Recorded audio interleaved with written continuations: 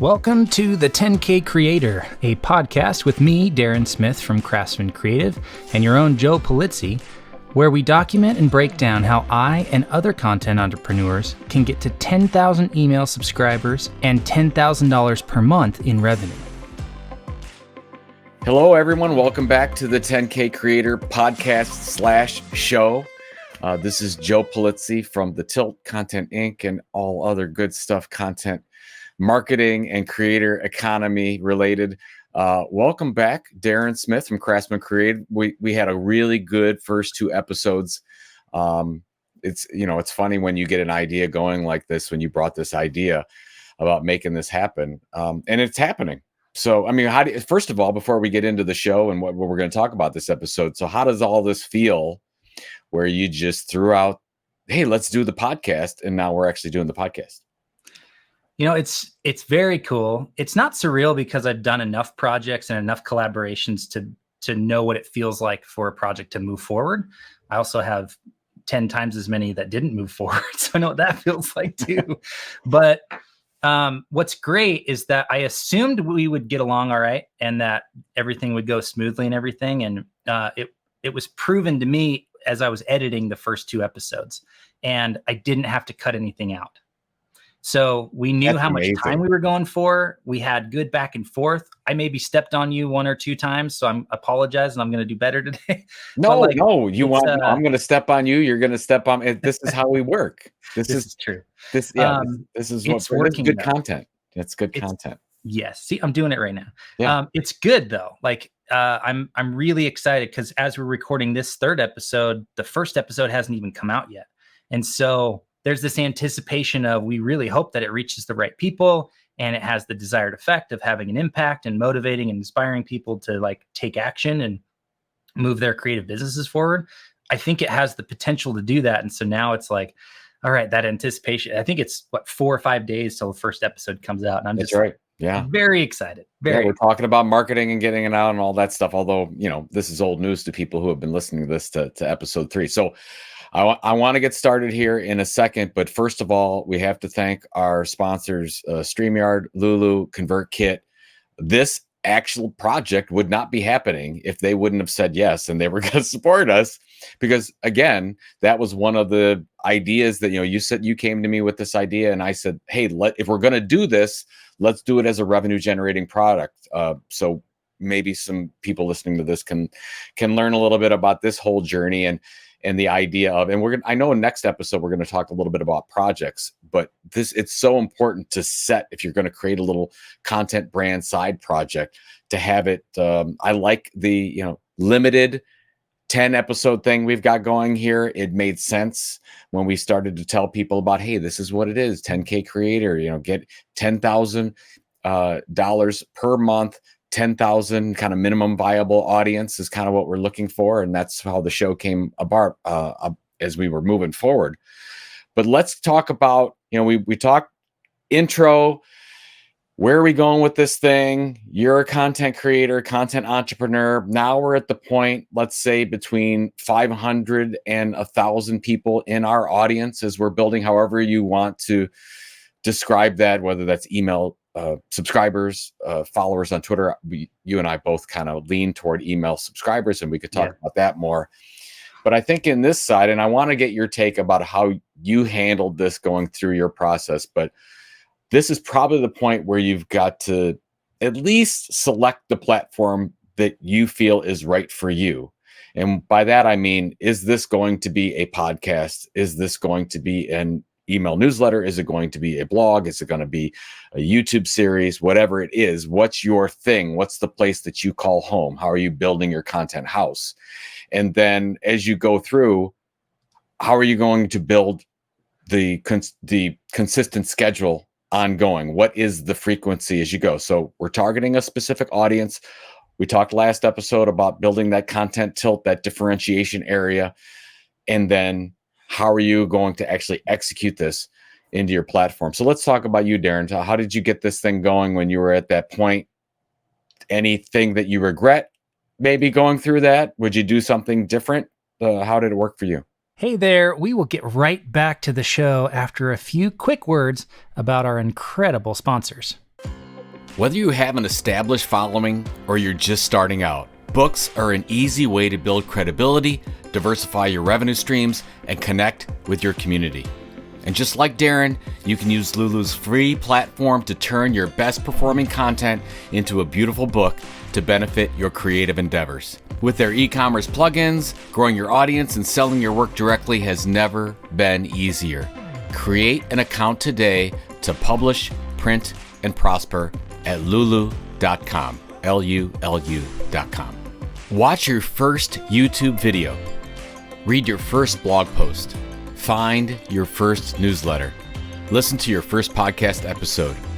Now, compare it to your most recent piece of content. It's night and day, isn't it? That's how much your content has grown, how much you've grown.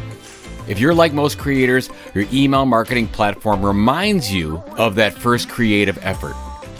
It has not kept up. You need a fresh start. Get that fresh start with Convertkit.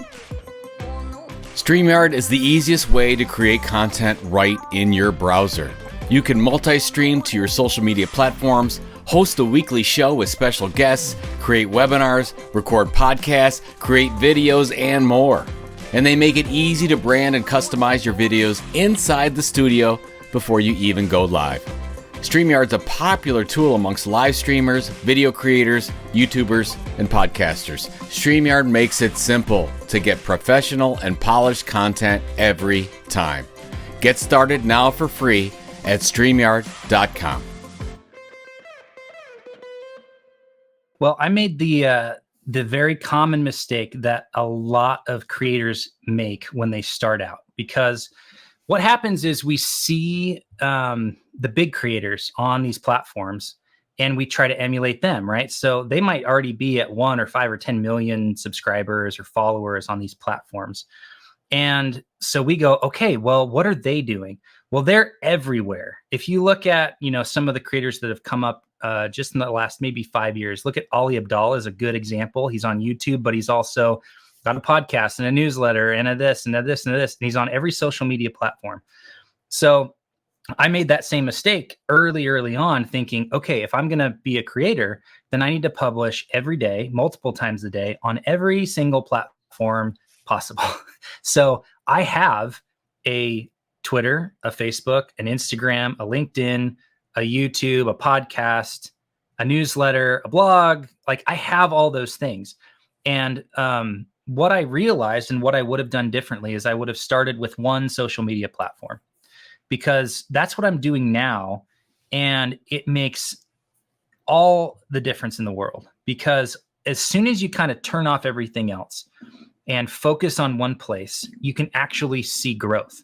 So for example, I started on Twitter and all these other social media platforms in the mid 2000s, call it Facebook, like 2006, and then Instagram whenever that came out. And then I was on Twitter in 2009 and LinkedIn probably before that. So mid 2000s on all these platforms, started posting. And then the first like 500 to 1,000 followers were mainly like anyone who would take me, right? It was friends, it was family, it was work associates, it was people I met at a party, it was people I met at an event. And so these followers, these groups of followers on different platforms had no focus. And then it was last year where I said, okay, I'm at like 1,000 Twitter followers. I prefer writing. And so I want to focus there. And so I really just kind of focused my profile, my platform, to be about this craftsman creative thing. And I'm here on this platform to create value. I'm not going to share photos of pizza. I'm not going to share photos of my kids. I'm not going to be unfocused. All the content is going to be around this one thing, which is helping creators figure out how to build successful, resilient, profitable businesses for themselves. And that's what you can expect. And as soon as I did that and started acting accordingly, I've doubled my Twitter following. So now I'm in the 2,400 range. And so that's pretty incredible. And to me, it's an example of 10, 12 years of a strategy that wasn't working. And I never kind of changed or adapted. And then once I finally shifted and focused on one platform, that's when I started seeing growth. Yeah, it's a great point. I think that a lot of content creators have sold a bill of goods believing they have to be on all the platforms. And you don't have to. You should, and it's tough, right? A good strategy is about saying no to things. So you have to say no and say, look, Instagram, maybe not worth your time. Maybe it is, whatever the case is. Facebook, do you have to be there? No, maybe not. You don't have to be anywhere. But I think that if you focus on whatever that home base is, wherever you're consistently publishing, and then you have sounds like Twitter's the place for you. I use Twitter and LinkedIn have been my two places. And I use Facebook for personal reasons. I use Instagram for personal. I'm not on TikTok at all. So shoot me. I mean, I'm not there yet. I'm not going to. I'm on, YouTube is a distribution channel for our, the different podcasts I'm on. So that's kind of how I'm looking at it. So I guess anyone listening to this, it's so much pressure. It's as it is right now because you have to just do a couple things. Well, don't say, oh, I've got to be everywhere. So I think if you make these decisions now, and I would do just a cursory content audit, like where are you at? And most people are doing 8, 9, 10, 12 different things. Well, let's not do all those things. Let's focus on 1 or 2 things that you're excellent at. Maybe that's an amazing newsletter and an incredible podcast. Good. That's your thing.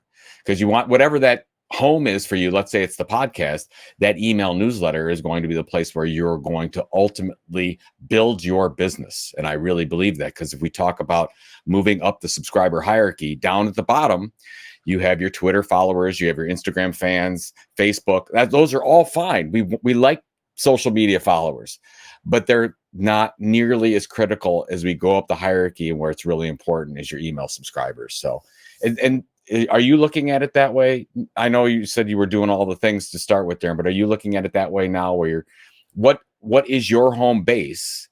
And then how is your email working into that? Kind of describe what you're doing. Yeah, it absolutely is. Email is my home base. It's what my business is built on. And I want to tie in a question that I get a lot when I share this information, when I share this concept of like, just pick one, please, promise. Like, I know it's hard. I know it's scary, but like the question that always pops up is, well, how do you choose? And so quickly, my answer is 2 things. 1, where is your ideal audience at? And 2, which platform are you already using on a regular basis so that it's not work? It's not hard to show up every day and get on that platform. So I'm not a YouTuber. I have a YouTube channel, but I do not watch YouTube videos. I just don't. It's not a habit. It's not something I gravitate to every day. I'm not spending hours a day on YouTube. All of my creative friends who I initially like set up Craftsman Creative to serve, they're on Instagram and Facebook. And so initially my strategy was Facebook, Instagram, Twitter, LinkedIn. And even then I was like, okay, I cut down a little bit, but I really haven't lived my own advice. And so I kind of not turned off, but closed off the content to the Facebook and Instagram people that I do aim to serve, because where I like spending my time is on Twitter. And it's really easy for me to write and to schedule stuff and to go and interact there. And I like the fact that the platform has some built-in like shareability where you don't get that on Instagram in the same way. So at some point, when I reach certain thresholds, like 10,000 minimum viable audiences on these different email and then social media platforms, that's when I can think about expanding back out and adding something else. But the 2 questions for me are, where is your audience that you're trying to serve? And what do you already spend your time? Because it becomes a lot easier to create. So you have a choice, right? I mean, it's like we've talked about in the past. It's if you're Harry Potter, you have a say in which house you want to be in. And if you enjoy podcasting or you enjoy writing, then you should go toward those platforms. If you don't like to be on video, you don't like to use that instantaneous social media stuff, maybe TikTok and YouTube Shorts aren't for you. If you don't like video editing, don't do a YouTube series. It's okay. Your audience is, in most cases, is probably using a variety of these channels. So if you say, hey, I can choose Twitter, that's where I want to go. That's where I want to choose my audience. You can choose your audience. So that's the one thing. I think the second thing is I really want to talk about because I know you really focused on the whole Craftsman thing, but I think every time you put out this consistent content, a lot of people don't list it this way, but if you do like your SEO keywords and you list them and say, okay, I'm going to target these keyword phrases, everyone says, okay, here's the phrase and here's here's when I'm going to write it, and the whole schedule from publishing. I think the other thing you got to think about is on each one of those pieces of content, what's the outcome for the audience? Like, what do you want them to get out of it? Nobody that I've seen does this very well, because most of the time we're just like, oh, I'm going to write a blog post, I'm going to do an email news. But do we actually think, here's our audience? Ann Handley is wonderful with this because she always keeps in mind an actual person. Like, she thinks about, okay, I'm going to write this for Julie. And these are Julie's problem. And Julie is just her buyer persona for that particular issue of her newsletter. And so she thinks about, okay, what's Julie's pain point today? And how can I solve that? And that's a really good way to do it. And I know I've worked with a lot of brands over the years. Generally, you get into the self-serving content. This is what I want to say. And it's fine. We all want our point of view. You all have things you want to say. You all have things you want to sell. But at the end of the day, if you're not solving your customers' pain points in a very specific way, none of this is worthwhile. It's not going to work for you, right, Daren? So are you thinking about it from that perspective? Like, you say, I'm going to put out an email newsletter today and we're going to solve this pain point? I am now. And it's a recent development. So I want to shout out to Justin Welsh, who's a creator. He grew a big audience on LinkedIn, and then he transferred that over to Twitter. And he's got, 200 and 300,000 on LinkedIn and 150, 170,000 now on Twitter as we're recording this. But he put out 2 really great courses about creating content, with also within the frame of like how to get people off the platform and onto your email list. And so that's an important thing as you're thinking about what platform do you want to be on. We'll also be thinking about how are you going to get those audience members from the platform to your content. Some platforms really don't like when you post links. Yep. So you have to have a different way, whether it's in your bio or strategically at the end of a thread or at the end of a post or in your stories as a link thing, to get people off the platform. But the answer is yes, I do now. Because over the summer, I realized SEO is a huge opportunity and I wasn't really doing any of it, because my posts were like how to treat your offer like a surprise road trip or something like that. It was just kind of something that people wouldn't search for. Yeah. Not right. Like who would ever search for that? The content was good and I was getting a lot of good feedback and a lot of good engagement, but it wasn't structured for SEO. So the simple shift that I made was, okay, my content is meant to be helpful. So what's the outcome? What am I trying to help people do? So I'm blanking on what I sent out on Monday, but like all of my blog posts / newsletters now are how to do this thing or how to get this outcome. And it's very specific. I know that that's something that people can and do search for. I hired an SEO consultant for like a day to say, look at my site, look at these competitors. Tell me what the top 10 like opportunities are. I can write the stuff. I just don't have like Ahrefs or SEMrush or whatever. I don't want to spend $100 on these things to figure out keywords. Tell me what they are and I'll write the content. And so now I'm thinking a lot more in that frame of mind of, okay, this content needs to help people, but it also needs to be searchable. So you're starting to see a strategy evolve. If you haven't done this yet, okay, pick one platform, get people off the platform, write your content in a certain way so it's not self-serving, but it's serving your audience, and then just do a couple of little tweaks. And it's taken me a year of doing this consciously to finally be at the point, like in the last month, where I feel like I'm doing it the quote unquote right way, where everything's working, all the boxes are checked. So hopefully people can kind of shortcut it and not take as long as I took to figure it all out. Hey, nobody's got it all figured out. I want to get to revenue because it's really important at this stage to get to revenue. But I think one of the things that I did really well when I started my content creator journey in 2007, 2008 is I thought about search. I had a rolling list of keywords and at that time, that's when I was trying to position us as sort of the content marketing expert resource area when content marketing wasn't a thing at that time.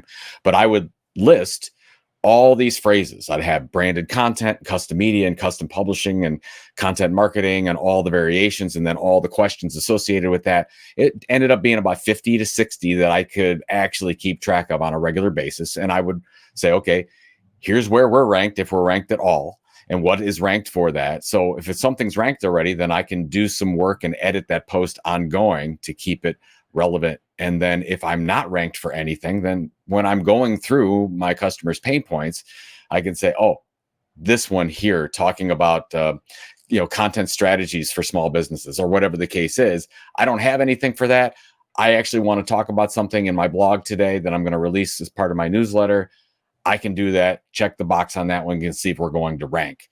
It takes a long time, by the way, because if you've got to have some good domain authority, but if you keep working your blog and you work on this stuff, it actually makes a difference. And then when we started the Tilt again, did the same thing, and still to this day looking, but different keywords, right? Where I'm looking at creator economy, I'm looking at content entrepreneur. So content entrepreneur, that is become our content tilt. That's our differentiation, a content creator who's actually trying to build a real business here. So we're like, if you go to Content Entrepreneur right now, I think we're 7 of the 10 on the first page of Google, because nobody's used that phrase.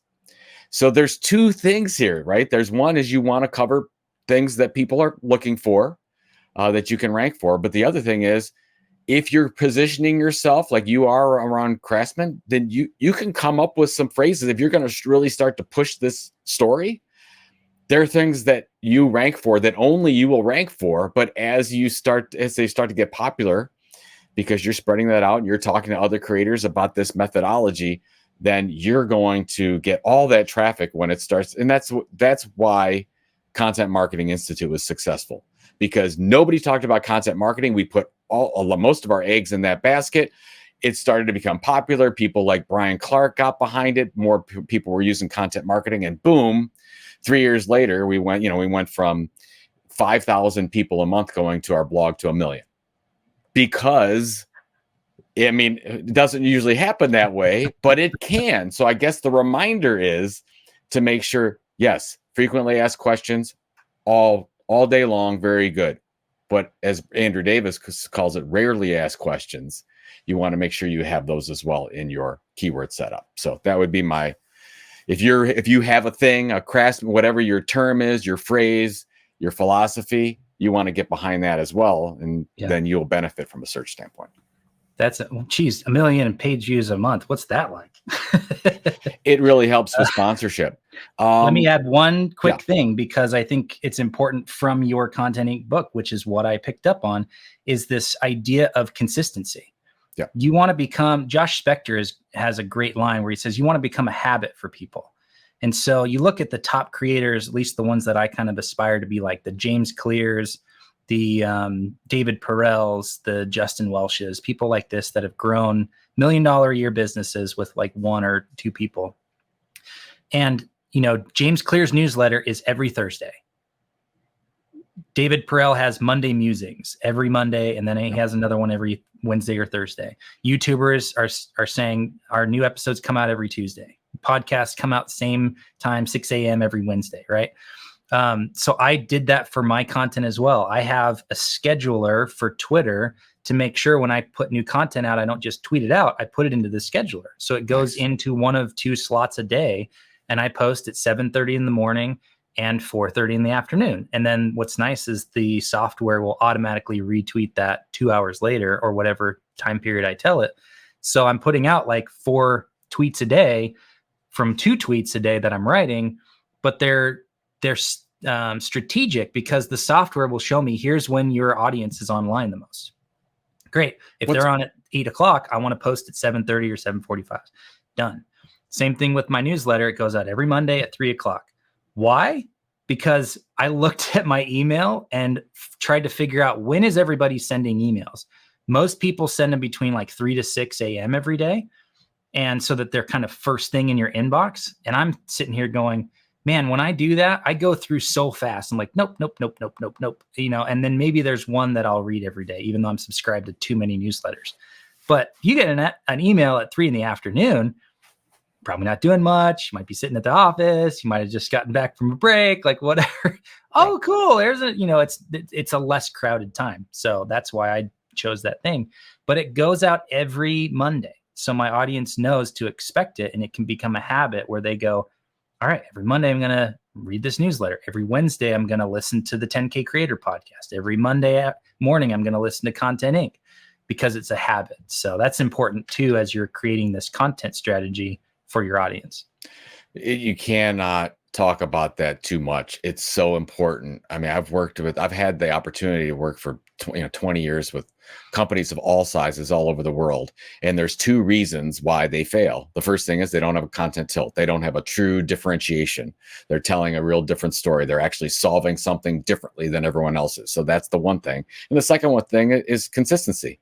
And most of the companies, I come from the content marketing side. So most of them are doing this as campaigns. They're like, oh, we're going to do this for 6 months and 9 months. I'm like, oh my God, that's terrible. And I know a lot of creators watching this, listening to this, you're going to send something out on a regular basis, but you have to your point, I would send it to the minute. So, I mean, this old marketing podcast that Robert Rose and I have been doing for 10 years, we've been sending out on Friday morning for 10 years, every Friday. And one time, this is the greatest thing. One time the software didn't work well and it didn't end up going out until like Friday afternoon. Well, that Friday morning, I got so many emails and tweets from people saying, what happened? Where is it? Because you're right. You want to set an appointment. You want them to set an appointment with your content. You have to send it. So people know, not even, hey, this is going to solve my problem for me, but like Josh Bechter, every morning, you're going to get a very short email from Josh. It's very valuable, and you can expect that every morning in your inbox, no matter what. And it's like Norm from Cheers, right? Norm from Cheers walks into Cheers, into the bar, very consistent every day, walking in, and always has something interesting to say at the same time. So you want to be like Norm from Cheers if you can, and think about that. So whatever your schedule is, and by the way, it really doesn't matter. You can do the data searching and what makes the most sense for emails. And that's all really good to do. But the most important thing is just do it at the same time every day, every week, every month, every year, whatever the case is. Yep. 100%. All right. Revenue. Okay. Revenue. Talk the $500 to $1,000 a month plan. Like, what are you doing at this stage? What do you recommend to creators who are trying to grow into this phase? So you're at this point probably where you just need revenue. You just have to know that what you're doing is working and getting some kind of revenue. When I started in 07 and 08 to really get this thing going, I generated most of my revenue through consulting, because as I was building out my channel and my expertise, people were reaching out to me and saying, hey, Joe, can you help me with this? Can you help me with that? So you can put some consulting plans together. These could be short-term projects, 1, 2 month, 3 month. These could be content services of some kind where you're writing articles or doing podcasts or whatever the case is. And I honestly wouldn't be too picky, because at this point, you don't know what your revenue formula is going to be yet. It's so early in the process. So you want to start figuring out what makes the most sense, bring in some revenue, whatever it could be. And then you were thinking about doing an offer. So Daren, when you look at what you were doing at that point, you were offering a package, and you recommend one offer and no more than that to start, I'm assuming. Yeah, that's what my recommendation is all the time to creators who are trying to figure this out and get something more consistent going on, is to figure out one offer, one outcome for your audience, where you can say, hey, ideal audience member, I can help you get from here to here. I can help you get this outcome in this amount of time. And here's the way that I do that. It can be a product or it can be a service. And so I've done both in my career. The easiest thing is a service, honestly, I think, because you don't have to guess. It's pretty quick. You could message someone or call or email someone today, say, hey, I can help you get this outcome. And if they need it, they could hire you today. I definitely have had people message me on Twitter saying, hey, I do this thing. I saw you're starting this project and I'd love to chat with you if you're interested. And I said, absolutely. Let's chat today. And I've hired people for $50, $100 an hour. because I needed it and I didn't have time to do it myself. And I knew the value of my time. I knew the value of that outcome. And so it was an easy yes. So my recommendation is always to figure out something that you can sell manually, because a lot of times what creators will do is they'll go, oh, I need a course. I need an ebook. I need whatever it is, digital product. And then they spend months creating it, not understanding whether or not their audience is even interested in said product or service. And then they launch it digitally. They put it on Instagram or Facebook or Twitter and they go, I made this thing, go buy it. And then crickets, nothing happens. And so I advise against that when I'm talking to people. And I say, look, what you really want to be doing is going manually to different people. And if you've never charged $50 or $100 an hour for something, try it now, because it's a new start. So why not start at $100 an hour and go to the people that you want to be serving with your business, like individually and manually. Don't do like blast emails. Don't select everybody on your email list and send out an offer. Go to people one-on-one and say, I can help you with this outcome. Is that something you need right now? And I guarantee if you talk to 20 people a week, 50 people a week, that's 10 people a day, right? Monday through Friday. Talk to 10 people a day, 50 people a week. You're going to get 1 or 2 or 5, maybe even 10 people to say yes. And at $100 an hour, you only need 5 or 10 hours a month to be making this $500 to $1,000 range that we're talking about. I like that idea. I'm not a fan of the hourly rate. I'm always a fan of doing it by project. What's the outcome that you want? And now I get it. If you're going to spend time coaching, that's a little bit different. That might be on the hourly, but I always put my program here. This is the deliverable that I'm going to give this strategy to you. It's going to take X amount of time to do, but I'm not breaking it down in hours. I'm saying this is the project. So I would go that direction. I was going to ask you this. We've got to get to sponsorship before we end this episode. Are you doing any kind of sponsorship right now, Daren? No. I mean, does this podcast count? Well, there you go. Now you are. Now I know, right? I've seen the power of it firsthand, because a check is just going to show up in my mailbox at some point, and I didn't even have to do it. Well, you did. I mean, I'm doing a lot. The idea. Well, here's the thing, and we're going to talk about this a lot over the next probably, as we do this whole 10 episode series. I'm a big believer in the lowest hanging fruit for content creators through sponsorship. If you can find 1 or 2 or 3 key sponsors that's going to support you. And I call this thing that I've been doing for a long time, the limited inventory model. This is where you don't go by CPM, cost per thousand. You don't have to charge $100.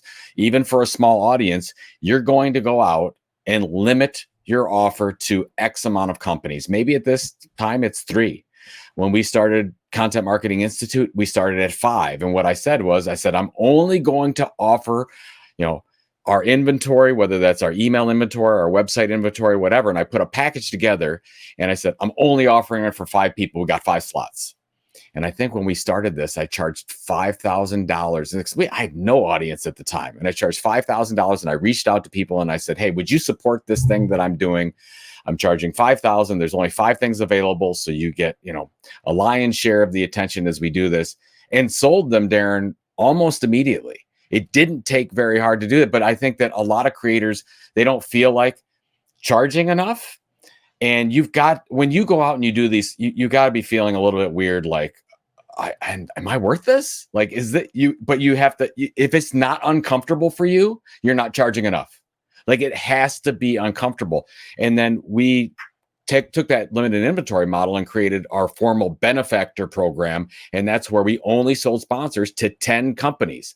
And the reason why you limit your inventory to a few companies and a few things is because you can charge more. You can, and people can't look apples to apples and say, oh, okay, well, this podcast is charging me this, or this email newsletter is charging me that. You can say, well, this is different. This is a newsletter takeover, or this is only available for 5 companies. And when it's done, it's done.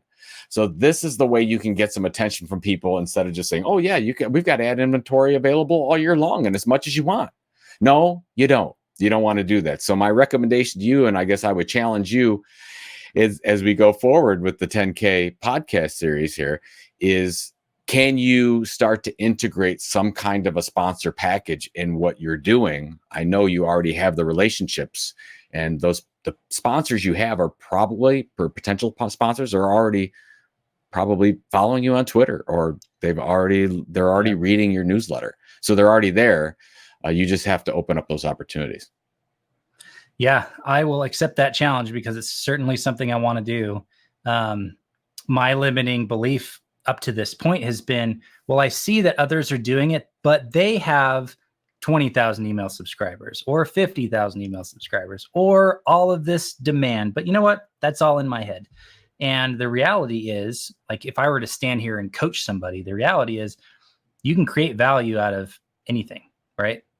You can create an offer that's valuable. And so, like we did with this podcast, we'll use this as a perfect example. The three people that we reached out to, I think we only went out to 3 sponsors, right? Yeah. Like, we said there are 3 spots, and the first 3 people you reached out to said yes. That's right. They saw the value. So what an offer, right? Because we said, look, this podcast is already getting 16 to 20,000 downloads a month. This will probably nearly double that because, extra podcast every week, right? And so they knew kind of what range or what the offer was. Like, you're going to get your brand in front of this many people, but also it's the exact audience that you want. We put the audience together, and it's the one you want, and that's why we're reaching out to you first.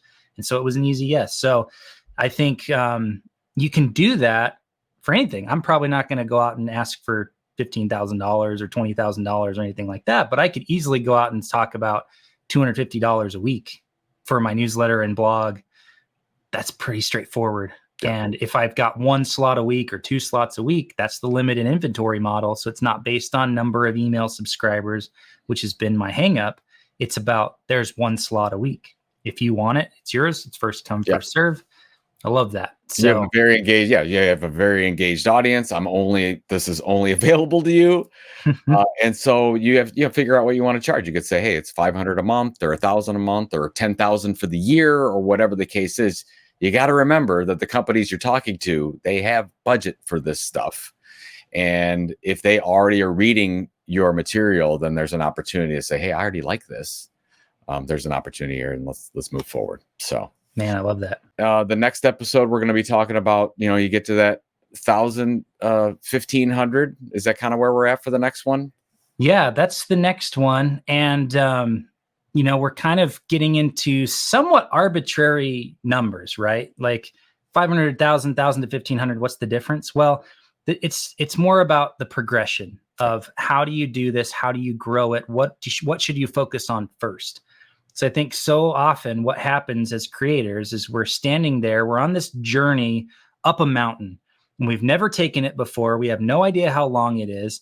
And we take 5 steps, and then we stand there and we don't move, and we go, why am I not at the mountain yet? Well, you haven't taken all the steps. There are a certain number of steps. You will inevitably get there if you keep going. But we constantly measure ourselves with where we are, saying, why aren't we there yet? Well, because you're not there yet.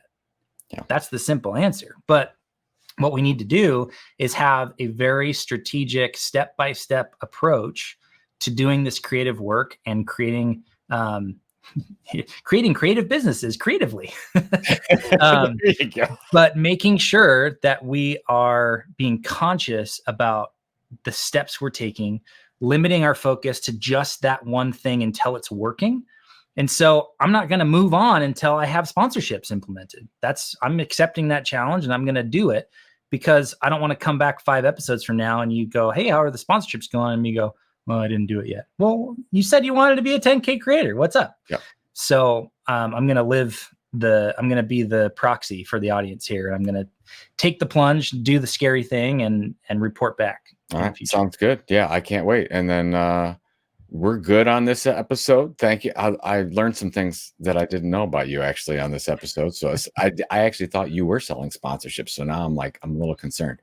No, I'm looking forward to the next episode. Again, we want to thank the 3 sponsors that we reached out to make this thing happen: StreamYard, Lulu, and Convertkit. Really thank them because we wouldn't be doing this. So until next time, Daren, 10K podcast creator. We'll see you next time. See you. Hey creators, that's it for today's episode, and another special thanks to our sponsors Lulu, Convertkit, and StreamYard for making this season of the 10K Creator possible.